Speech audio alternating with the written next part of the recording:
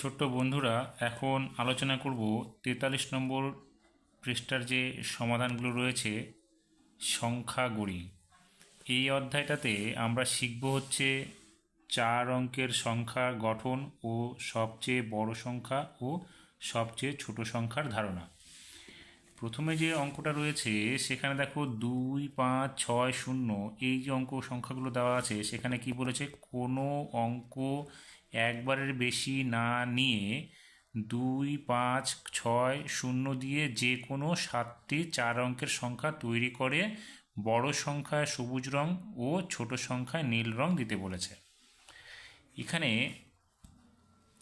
দেখো, এই যে অঙ্কটা রয়েছে 2, 5, 6, 0, এখানে একটা করে দেখানো হয়েছে, তারপরে সেটাকে কথায় লিখেছে 2560। এবার সব থেকে বড় সংখ্যা, এই যে অঙ্ক সংখ্যাগুলো রয়েছে তার মধ্যে দেখো সবচাইতে বড় অঙ্ককে 6, তারপরে একটু ছোট 5, তারপরে একটু ছোট 2, তার সবচাইতে ছোট হচ্ছে 0। সেই জন্যে এখানে দেখো সবচেয়ে বড় সংখ্যাটা হাজারের ঘরে দেওয়া হয়েছে, 5কে শতকের ঘরে, 2কে দশকের ঘরে এবং 0কে এককের ঘরে। এটাই হচ্ছে সবচাইতে বড় অঙ্ক সংখ্যা, 4 অঙ্কের সংখ্যা। তাহলে এটাকে যদি আমরা কথায় লিখি তাহলে কি হবে, 6520। তাহলে সেটা কথায় লিখতে হবে, হয়ে গেল। এরপরে আরও অন্যান্য যে সংখ্যাগুলো তৈরি হতে পারে সেগুলো দেখো, আমরা শুধু এদিক ওদিক করে আমরা সংখ্যাগুলো লিখতে পারি। 6টাকে হাজারের ঘরে রেখে দিলাম, 0টাকে শতকের ঘরে নিয়ে আসলাম, 2 দশকের ঘরে রেখে দিয়ে 5কে আমরা এককের ঘরে নিয়ে আসলাম। সেক্ষেত্রে দেখো সংখ্যাটা একটু পাল্টে গেল, কি হলো, 6025 হয়ে গেল। এবার আবার দেখো 6টাকে আমরা হাজারের ঘরে রেখে দিয়ে 2টাকে শতকের ঘরে নিয়ে এলাম, 5টাকে নিয়ে এলাম দশকের ঘরে, 0টা রেখে দিলাম এককের ঘরে। তাহলে দেখো আবার সংখ্যাটা পাল্টে গেল, হয়ে গেল কত, 6250। সেটা কথায় লিখতে হবে। এবার পরের আরেকটা সংখ্যা কি করলাম, 5কে নিয়ে এলাম আমরা হাজারের ঘরে, 6কে শতকের ঘরে দিয়ে দিলাম, 0কে দশকের ঘরে এবং 2কে এককের ঘরে। তখন সংখ্যাটা কি হয়ে গেল, 5602।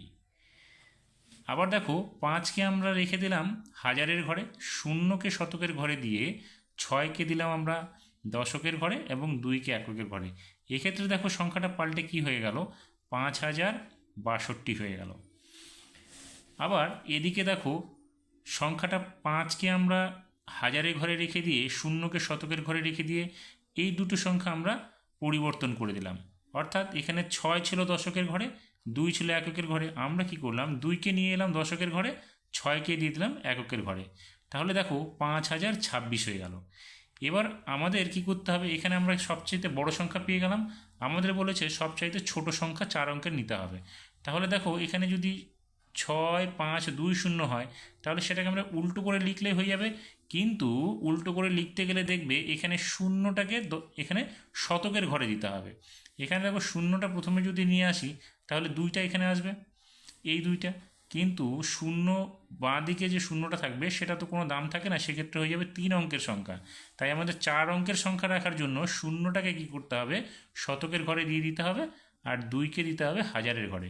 তাহলে 2056, এইটা হলো সবচাইতে 4 অঙ্কের ক্ষুদ্রতম সংখ্যা, এই অঙ্কগুলো দিয়ে তৈরি করা। তাহলে এখানে কি হলো, 2056 হয়ে গেল সবচাইতে ছোট সংখ্যা। পরের এখানে বলেছে যে কোনো অঙ্ক একের বেশি ভার নিয়ে 3, 4, 7 দিয়ে 7টি 4 অঙ্কের সংখ্যা তৈরি করে বড় সংখ্যায় হলুদ রং ও ছোট সংখ্যায় আকাশি রং দিই।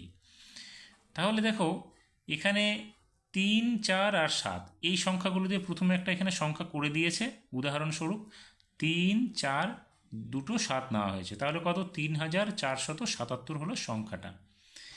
এবার আমরা এই অঙ্কগুলো, এই 3টি অঙ্ক সংখ্যা ব্যবহার করে আমরা 4 অঙ্কের সংখ্যা তৈরি করছি। দেখো নিচে একটা সংখ্যা তৈরি করলাম 3774, 4টা এখানে ছিল, আমরা কি করলাম 4টা এককের ঘরে দিয়ে দুটো 7কে দশকের ঘরে এবং শতকের ঘরে দিয়ে দিলাম। এক্ষেত্রে কি হয়ে গেল, 3774। এবার দেখো এই অঙ্কটাতে কি করলাম, সবচাইতে ছোট সংখ্যা বের করছি। দেখো 3, 3, 4, 7, তাহলে দুটো 3 7-এর চাইতে ছোট, আবার 4-এর চাইতেও ছোট। তাহলে দেখো এটা হচ্ছে আমরা সবচাইতে ছোট সংখ্যা ব্যবহার করতে পারি। এখানে দুটো 3 দেখো দুবার ব্যবহার করেছি, তাহলে এটা হতে পারে সবচাইতে ছোট সংখ্যা। কী হবে? 3347। তারপরে দেখো এখানে কি করলাম আমরা, একটা 7কে নিয়ে আসলাম হাজারের ঘরে, 3কে রেখে দিলাম আমরা কোথায়? শতকের ঘরে, 7কে রাখলাম দশকের ঘরে এবং 4কে দিলাম এককের ঘরে। এক্ষেত্রে সংখ্যাটা কত হলো আমাদের? 7374। আবার 7কে আমরা এই জায়গায় রেখে দিলাম, হাজারের ঘরে রেখে দিলাম দেখো, 3কে আমরা শতকের ঘরে রেখে দিলাম, শুধুমাত্র 4 আর 7কে পরিবর্তন করলাম। তাহলে কত হলো? এখানে 7 ছিল দশকের ঘরে, এখানে আমরা এককের ঘরে নিয়ে আসলাম। এখানে 4 ছিল এককের ঘরে, এখানে আমরা দশকের ঘরে নিয়ে আসলাম। তাহলে কত হলো? 7347। এখন আমরা কি করলাম, এই 47টাকে দেখো আগে নিয়ে আসলাম। 4কে দিয়ে দিলাম আমরা হাজারের ঘরে, 7কে দিলাম আমরা শতকের ঘরে, আর এখানে আমরা 3কে পরপর দুবার লিখে এটা দশক এবং এককের ঘরে দিয়ে দিলাম। এক্ষেত্রে সংখ্যাটা হয়ে গেল 4733। এবার নিচের দিকে দেখো আমরা কি করলাম, এই যে 4 আর 7 ছিল হাজারের ঘরে এবং শতকের ঘরে, এটা আমরা পাল্টে দিলাম। কি হলো এখানে? দেখো এখানে আমরা 7কে নিয়ে এলাম হাজারের ঘরে, আর 4কে দিয়ে দিলাম শতকের ঘরে, 3 একটা রেখে দিলাম দশকের ঘরে, এবং 4কে দুবার লিখলাম, একবার দিলাম শতকের ঘরে, একবার এককের ঘরে। তাহলে সংখ্যাটা কি হলো পাল্টে গিয়ে? দেখো 7434 হয়ে গেল। এবার বলছে সবচাইতে বড় সংখ্যা লিখতে হবে। দেখো এই যে অঙ্কগুলো রয়েছে, অঙ্কগুলোর মধ্যে 7 হচ্ছে সবচাইতে বড় সংখ্যা, তাহলে 7কে আমরা দিয়ে দিলাম। আবার এই বলেছে যেহেতু একের বেশিবার লেখা যাবে, তাই আমরা কি করলাম, 7 আরেকটা দিয়ে দিলাম শতকের ঘরে। তারপরে 4 হচ্ছে 3-এর চাইতে বড়, সেই জন্য দশকের ঘরে 4কে দিয়ে দিলাম এবং 3কে দিলাম এককের ঘরে। তাহলে কি হলো? 7743।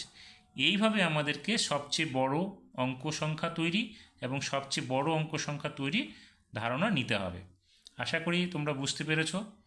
ভালো লাগলে অবশ্যই আমার চ্যানেলটিকে সাবস্ক্রাইব করে নেবে এবং পরবর্তী পেজের সমাধানগুলো পেতে অবশ্যই চ্যানেলটিকে সাবস্ক্রাইব করবে এবং বন্ধুদের মধ্যে শেয়ার করে দেবে। তাহলে আরও এই ধরনের সমাধানগুলো তোমরা অবশ্যই পেয়ে যাবে।